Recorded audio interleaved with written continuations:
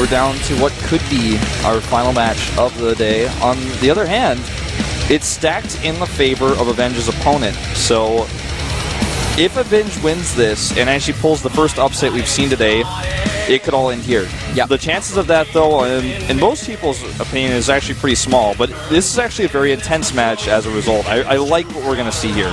Dia definitely the favorite here in the series, but Avenge is one of those players that has shown us a lot of upsets in the past when he defeated very strong opponents. He could do it again. He could end it here. And if not, we're going into an ace match that should be really good.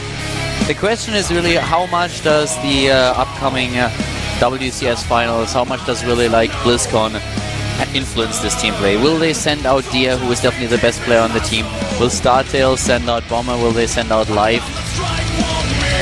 Yeah, I mean, the thing is, there's a pin on that shirt for a reason. This guy actually won the hardest video game tournament, potentially, arguably in the world, just recently, but he also has to play a completely different matchup right now than the one he was been practicing for a really long time. He also has to do it without showing strategy to BlizzCon, for example, as well. But let's not forget that he destroyed Trap with a 3-0, so his Pros versus Protoss is pretty good. And but as you already said, like, this is not the matchup that he was practicing for the entire time, but does he really want to show everything? Right now he has to play, and he was probably hoping to not have to play today. This is why he's the last player for his team and not one of the players in the middle. Makes a lot of sense if you want to maybe avoid to play at all, since he doesn't want to show anything for WCS. He's going up against Avenge now, and Avenge is on the team that is ahead in the entire series, so with another map win they will be able to clinch out the victory here in 6th stead. But if not, we're going into an ace match where both teams have to choose. And, well, let's just see and wait what exactly Avenge can do here. Can he cause the upset and win it for StarTale, or will Seoul get a chance to win their first team match this season? Yep. The map is going to be Whirlwind. So this could be like a crazy PvP. Anything could happen. And I mean anything. DTs, Blink Stalkers, late game Colossi, Archon battles. I would like drops. to see an ace match between Life and Dia. That's what I think is going to happen. If this game goes the way we predict. That would be epic if that's actually going to be the case, but I could see the coach sending someone else out like Dia. We'll see. Going into the game right now, let's see what the 6th set's going to bring. Protoss versus Protoss, StarTale versus Seoul at the GSTL. Hell on Wolf.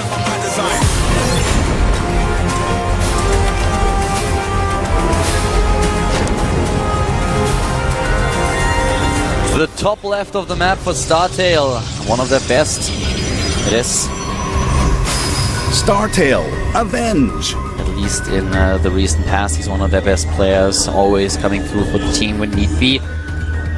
Close behind players like Life and Bomber. To the bottom left of the map, we have definitely the best player on Team Seoul, the GSL champion. Seoul, Deer. He has come out of an arena of 32 players, the best players in the world, is victorious, and for that, a lot of people would say, like, some people like to say that for right now he's like the best player in the world, but it's always hard to crown a player the best player in the world just because they won one tournament. But he's definitely like up there. He is so strong. He's on the highest level. There's no level above where he is right now. I mean, in terms of individual leagues, the WCS Premier League in Korea is still the toughest in the entire world. I don't think that anyone in his right mind would doubt that. Exactly. For a second. Even with the new WCS system, making it so that a couple of Koreans actually go to participate in North America and in Europe. The competition here in Korea is still the fiercest, and nobody is ever going to challenge them. Yeah, nobody's ever going to say. I mean, for now, no one's going to stay up and say anything about that. We don't know 100% what next year is going to bring, but yeah, up to this point. So quick core here. Yeah, one Harvester and the Simulator only, by the way. Yeah, it looks like he wants to... well, actually, I think that's a mistake. They only have one in there. I mean, he could be trying to edge out like a slightly faster Nexus. This is a really, really important match for Deer, even though he's the favorite. And like I said before, I'd love to see Avenge the same build that we saw. Who was it that did it in the previous PvP? I'm like, Trap. I had a mind freeze there for a second. Trap with a really fast Nexus. I'd love to see him do that. On the other hand, he is going for double gateway build. Arguably one of the weakest maps for double gateway, but it also could be very surprising for that reason. And So it's going to be Deer who takes the fast Nexus here with that one Harvester and Gas. That's how he was able to manage that one out. Just talking a little bit about the matchups real quick. Dia with in total 32 maps played, 56% win ratio. Won in the Premier League with a 3-0 against his own teammate Trap. But before that, he was taken out by SOS. And as is, SOS actually taking out Dia as well in a Pro League back in the days. And we have Avenge with also a match against SOS, where he took at least a map. So in the comparison to SOS, Avenge doing a little bit better there, and Avenge really putting the moves on in a lot of matchups these days. Taking out also opponents like, for example, Sun. But he lost. He had a little bit of a losing streak against Alicia, Big Baby, Rune, and Jungbi. So with him in PvP, you don't always know what you get, but he's just improving in general, like so much over the past few months. And that kind of came all down to the match in the third round of the Challenger League where he faced SOS, and SOS had to really work for that victory. It was a 2-1 win for SOS, but it was so close. It could have, any point, one of the other maps could have tipped in Avenge's favor. So Dia definitely the favorite, but he has to be careful. Avenge is someone where you can't allow yourself to make any big mistakes. Yeah. By the way, we have like the exact same scenario in this game as we saw in the previous Protoss vs. Protoss, except the Mothership Core is actually going to come in here to scout instead of hallucinate Phoenix and try to take the probe down. But the Nexus is so much faster for Deer. Yeah. And actually, I think like his build is just the better one here. He took a risk, but it was a calculated risk because it's a 4-player map, and Avenge played too safe, and now he's actually incredibly behind as a result. I completely agree with you. And this is definitely going to be a big problem for him. And we have at this point a forward pilot for and he can actually snipe the sentries because that's way too many sentries. Ego moves in, and Dia is in such a great He's spot. actually just going to snipe the sentries. Look at that. 1 goes down. 2 gets all of his shields gone. Now he can't even hold his Nexus against a player who took a faster Nexus and just went into gateways. Well, the Photon Overshot is going to help him. Yeah. I mean, he's definitely... I mean, he's not going to, like, lose the game right here, but he definitely lost a sentry, and... Yeah, he lost way too much there. And at this point, Dia is moving back, but this is not really... This is not the opening that you want. You get the later Nexus, you get one, you have a sentry snipe. Almost lost 2 there. If he wasn't so quick on the reaction, he might have lost 2 there. Yeah, that just doesn't look good. It's just never what you expect to see after you scout a fast Nexus, and then suddenly you're like, oh, I'm really behind, that's frustrating. Then Stalkers come up, pick off a sentry. Deer just... He played him... like he was an open book. He knew exactly there was going to be sentries there, and he came in and attacked them. He saw them already with the Mothership Core. Okay, but still, let's not forget one thing. In comparison to the match that we saw before that, we do not have like a significant worker advantage currently for the Avenge is actually... He has like 1 Harvester more, and that's about it. So it's all about how they spent the Chrono Boost here. If you looked at the match between Trap and Panic early, you could really see that Trap was able to edge out a 6 Harvester lead in the game and always got the much better economy. Yeah. And this time also the tech was fairly similar. But now he's going into double Stargate just like we saw Panic do, so it looks like Avenge and Panic not falling too far from the same tree. This is not Protoss versus Protoss in terms of like player versus player. This is just StarTale versus Soul, and StarTale decided that this is just the build to play. And the same is true also for like Soul. They use the exact same builds that they've used in the match before. You know, I almost like to do a study about this. Like, it shows like that the Protoss players, they talk to each other and say like, I think this is the best thing you can do if this build ever happens, because obviously Avenge and Trap, or rather and Panic both know. Void Rays. Okay, so we talked about this last time. It could be Void Rays. Yeah, Avenge loves his Void Rays. This is just something that he really likes to put out there. And look what Dia does. He immediately starts a double cannon because he's like, well, you're going to go into Phoenixes. I saw this before. I watched that game. So you're doing the same build. And guess what? Avenge is not doing the same build. The Observer also didn't see this, so that can kind of mess them a little bit. Now, the reason why Void Rays are a good choice, they're a little bit all-in-ish to go because they cost so much. As you can see, you can basically only make Void Rays and Immortals right now.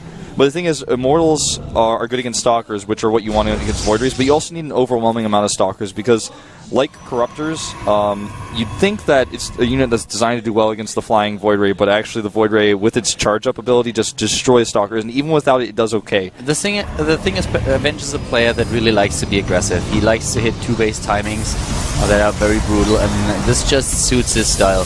You've seen this in the past, like very often against several players, not only in this matchup but in others as well. He's just a player that is very big on timings, and he likes to go for very strong attacks. And this is what we're going to see right now. And let's see if Deer is able to actually hold this. He just completed his own Temple Archive, which means we're having Archons that are going to come into play now. And the third base is also coming up. So in terms of sheer army supply and also composition, Avenge is definitely the one who has quite the edge here. If he can make good use of his Void Rays and doesn't mess up his unit control, he will be hard pressed to hold this. Yeah, I think Deer's actually not taking this as seriously as he needs to. I don't think that he realizes what's coming his way. We saw the vision showed the Void Ray thing instead of the Phoenix one. So I mean, unless he just didn't happen to be looking at the time, I think he should know. But this composition can do okay against the Void Rays, but not this many, and not when there's hallucination. This could actually just annihilate Deer right now. Even with the Photon Overcharge, he's going to ignore that. He's going in, going focus. The Archons, the first one is gone. Once the second are gone, one the game is over. Also evaporating. Oh. This is not looking good right now. The Archon, he takes it out, moves back from the Photon Overcharge. For now, the army supply 36 against 57 in favor of Deer. Yep, and Deer actually holds this for now, but once that Archon falls, he doesn't have enough army supply here in anti-air. Once that Photon Overcharge is gone, I mean, now he sees that third base in just a second. He wants to put up a pylon up there, and he sees it and he's like, what, you have another Nexus? Alright, I'm going to take that. Yeah, he will take that, and then once he comes back, not only will the Overcharge be gone, but he can use the Void Rays a second time. Did he use a Time Warp? I think he did, so I don't think there's enough energy for a second Overcharge on the Nexus. I'm not 100% sure, but I think he might be out of that. He needs it. He needs that other Archon as well. The Archon's the best thing against Void Rays. There comes the Overcharge again. The thing is, he lost so many of his tech units already. Like, the Archons are definitely the more expensive unit that we have there. And just look at the army supply. It's 81 against 58 for a good reason. So far, we only had a couple of gateway units lost for Avenge, but those Zealots at the natural really mess up the mining of Avenge. Yeah. Thankfully, he has a Void Ray in place. Yeah, it helps him out a lot. Here we go. Charge Zealots coming through. He's actually going to go for it. Force Field's going down to block. And he's got his own Zealots there, and the Void Ray's going to work, but can they actually finish it off? It doesn't look like it. The Overcharge is giving him such a problem here. Yeah, not yet, but the Harvester count is definitely in favor of Deer now that he sent in those Zealots to take down workers of Avenge. So now we have the additional reinforcements moving in, especially the Immortals here. Another Archon already goes down, and now with the Void Rays doing damage against the Stalkers, it's looking really good for Avenge. He's trying to win a 20 army supply lead already for him. If he takes down those Archons, he just needs to target the Archons with all of his units. He's only targeting with the Void Rays for some reason. This is it! And I think he might actually be able to break through here. It's so close. The probes are actually attacking the Stalkers. The third Void Ray arrives with the Warpins. Will he hold? This is so close. Here comes a few more Warpins for Avenge. He pushes his way through. There's no Overcharge left. Archons anymore. The Immortals about to die, but we have it at the same time. The Overcharge once again for the Void Ray taking out another Stalker. The Stalkers are going to down here. We have 21 army supply against 60. And there's the Overcharge again. The Overcharge comes down as well, and he pushes him back, and it looks like he's held. Wow! Dear, how did he do it? It's like crazy. Just, there was not enough targeting from Avenge's units the way he needed to do it. Yeah. He should have targeted his Stalkers also on the Archons. If you eliminate the Archons, then there's no problem left for you to deal with. Void Rays do not care about Stalkers, not at that low number. And later on as well, with the Overcharge on the Void Rays, he could have killed the Stalkers of his opponent so much faster, but he didn't focus them. He killed Zealots with the Void Rays. And Archons with the Overcharge, they don't get the bonus for that. That's not what you want to do, and now suddenly he has once again the Zealots in his space, but that was so close. I really thought that Avenge might be able to win that. Yeah, it was really, really close. Oh my god. Now he's basically just got to walk home with his tail between his legs and accept that his tech is all wrong. He's trying to go into Oracle moves now. He wants to use the Oracle here, but this is not going to do a whole lot. It's going to take down those Zealots, but the Harvester count is already down to 37 against 45. The much better income for Deer. And keep in mind that he has +2 and charge. And he actually is probably just going to counterattack. He's going to drop a third Nexus and counterattack. What a hole! Yeah, I think it was sick. Really nice micro from Deer, but actually not so much from Avenge. Avenge could have gotten a lot more out of this than he already did. I mean, the unit composition was excellent. The control was the problem. And actually, Deer is actually just playing this so safe now. He's just going to take a third base, not even moving out. I mean, he had the +2 attack and the unit control really coming through, but I feel even with one attack upgrade less, he would have probably lost it as well. I mean, it was so close. At the end of the day, we had like 17 army supply against 20, and the unit composition was kind of the same since the Void Rays were gone, the Archons were gone, so both of them just relying on gateway units. This was pretty sick. By the way, the Observer did click on the Overcharge. There was a second Overcharge, but it was during the fight, like later. I think he thought that a second overcharge had been triggered, so he waited a little bit longer. But if he had actually just waited and then gone in, and when there was no overcharge available, a little bit faster, I think he could have also done that. But he didn't know. He couldn't see the mothership for how much energy was there, so... Yeah, right now Avenge is fighting a little bit of a losing battle. I mean, he's down a 30 army supply, he's down 2 upgrades, it's 3 base against not quite 3 just yet. Well, both of them are not really done. That Oracle not helping out at all. Yeah, this doesn't really look good. The transition is going to come too late. The position really bad. And he has to cancel his Nexus here, and once Deer sees the cancel, he's like, well, I guess I don't have to attack you after all. And I have a third base. Yeah. The one thing that Avenge does have is he has the faster Colossus tech, and this, if he can hold somehow miraculously and get a few Colossi at like 4, then maybe he can start taking some fights. But if Deer doesn't give him that time, well, it's all about the wall. He needs to make a wall with buildings if he wants to hold this. If he doesn't have a wall, he can't afford a wall. I mean, Prism coming in too, and that messed him up earlier. Like these run-bys, and now having those in the main base. Yeah, it's just it's not looking good. He's losing so many harvesters. You're losing the mining time, even more important. And the Zealot Orphan is not enough. He's actually going to lose those units, and the +2 really starting to come into play here. Yeah, Dia moves in and tries to kill a third base that doesn't exist. Now realizes there is no third, and realizes, well, then I don't have to attack and do anything. I can just safely go into my own robotics tech, and yeah, my 3 bases will give me the win eventually. Just remember that with those 4 Colossi or so, when he does first have those, he can, if he can engage it well, maybe take a fight. But it's sheer numbers. I mean, even against pure Zealot Archon with that many Colossi, if you have... How many Zealots does he have now? Over 30, I think. If you have that many, it just doesn't matter. I would have expected a Robotics Bay coming up from Dia now, given that he has 3 bases, a strong economy, 56 harvesters. Like, there's no harm in just going for that and trying to counter. I mean, right now he's relying on Archons like crazy, and that's going to really help him. But like, still, like, there's no downside in actually adding the extra. Well, especially because Archons are not going to be able to do all of their damage because you know they're going to get stuck in the back and things like that. Whereas the Colossi will be like guaranteed damage constantly if you have some of those in the back. As long as he prevents the third base from going up, he could basically go for any tech that he wants to. He could go carriers. He goes. Yeah. He goes for additional gateways and tries to get his production up so that he can at least get rid of his resources if need be, but he's massively ahead in the game already. And here comes, okay, there we go, there comes the second robotics and also the robotics play. A little bit later than expected, but he's getting it. Well, that 4th prism finally dies. Yeah, that was a suicide prism. Yep. Well, this Oracle actually probably not going to get a whole lot done considering that we do have a cannon at each base. A good preemptive measure against, you know, DTs, for example, that might come out, as well as since he already knows the Stargate tech is there, so... No +3 upgrade star.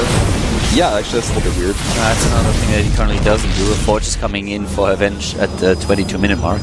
You actually said it best earlier when we had the previous Pros vs. Pros, is the later the game goes on, the income differences actually start to matter a little bit less and less, and it just becomes about that one engagement. That was nice. That actually lets him know exactly where the army is and the composition. Yeah, but I still feel that it's a little bit like earlier in the game when I said it, it was more about the harvester count being a bit different. But if you are down an entire base, like the bank that is currently worked up for Dia is pretty significant. With the 50 supply lead, once that he can't build any units anymore, he's just going to dump all the resources, maybe even into double upgrades, or building that bank so that he can warp in again. I mean, he has 10 Archons. That's like 1,500 gas, 11 Archons, and all that gas he's gotten from the third base is really paying off. 2 Immortals, he's going to do a lot of damage as well. He could maybe snipe a Forge. And the 4th base is now coming in. Just a bit surprised that with the resource that he has, it didn't ever start the plus... Oh, there it is, +3 attack. Yeah, that was just a mistake. I think he thought he started it, but definitely didn't. Yeah, that's actually right. Probably just misclicked at some point, and then when he double-checked, they wanted to go for the armor upgrade. He's like, why isn't that not finished yet? Yeah. Well, actually, here's that Colossus advantage I'm talking about here. When you have Zealots to buffer, you know, it doesn't matter that he has 30 Zealots if only 6 of them can fight, and the rest of them are running around dancing looking like crazy, some crazy Calderon guy, but... those Immortals actually didn't do a whole lot for him here, to be honest. Really. They killed a few Warping and Zealots, that's about it. Talking about the Colossus count that you were mentioning, I mean, at this point, we have Dia now adding his own Colossi, and with the double Robo, he can go for double Colossi. The range is nearly complete. He will, of course, always be behind until we have the fight happening, but he's already at 2, he will be at 4 eventually, and he is still the one with a massive lead here. And with all those additional upgrades, if I was him, I would probably just go for the second Fortune now. Yeah. I mean, he has such a sick income. Get the that shields. Even the shields, a double upgrade here. With all the Archons he has, I mean, that actually is like half of his army, so exactly. he might want to consider it. He has 1,000 minerals right now, and he has 4 in gas. Of course, you want to have a bank too, so that when the fight starts, you can warp in another round of units. But with a 4th base behind it and that economy, a double upgrade should not be a problem for him anymore. But the fact of the matter is that Deer is... he's losing his... I don't want to say he's losing his edge, but, like, Avenge is finally going to get to that max out point. He is going to have all of his upgrades eventually. Yeah. And him never attacking...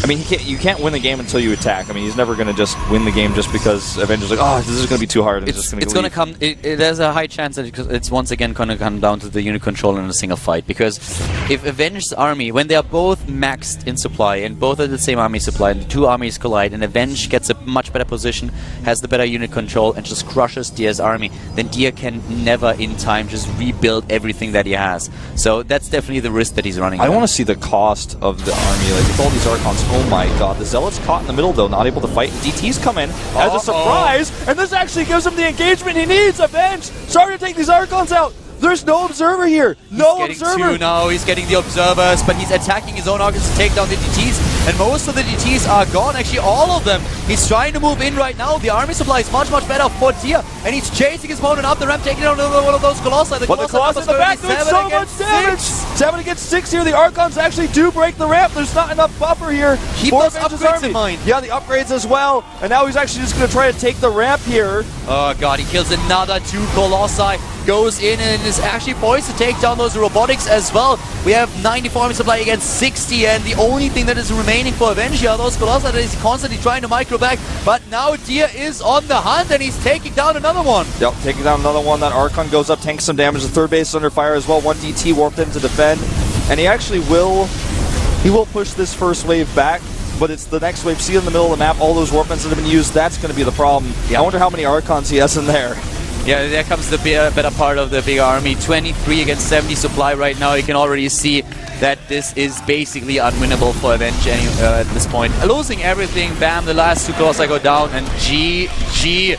We are going into an ace match, ladies and gentlemen. Those DTs, the initiation, that was such a good idea. He had an Observer following the army, and he said, you don't have detection. I'm going to use these DTs to engage. But even the next brilliant move for Deer is he attacked his own Archons to kill the DTs. That was really smart. That was cool.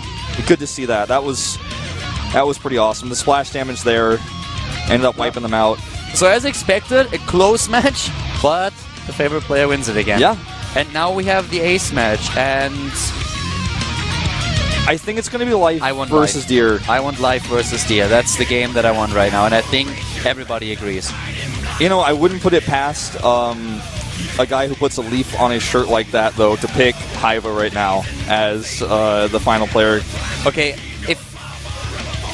being quite honest here. If Soul picks any other player than Deer, then this is them saying, we do not want to show the Deer strategies. Deer wants to save strategies for WCS, for the WCS final for BlizzCon. This is why we don't put him out. If Deer does not appear in the booth right now, this is the only explanation. Yeah. There is no other reason why you would put Haiva or Trap out.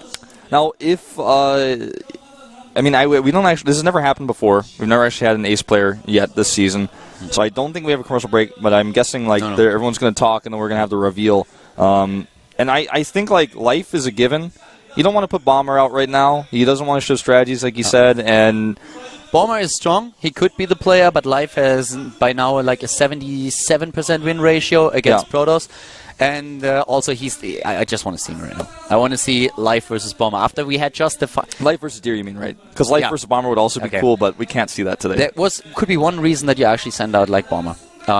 Because Deer just prepared for a Zerg player. Yeah, that's true. But Life is looking really good against Protoss right now. He definitely is. But you might say all right, I don't want to put out a Zerg because you just prepared a maniac against Zerg.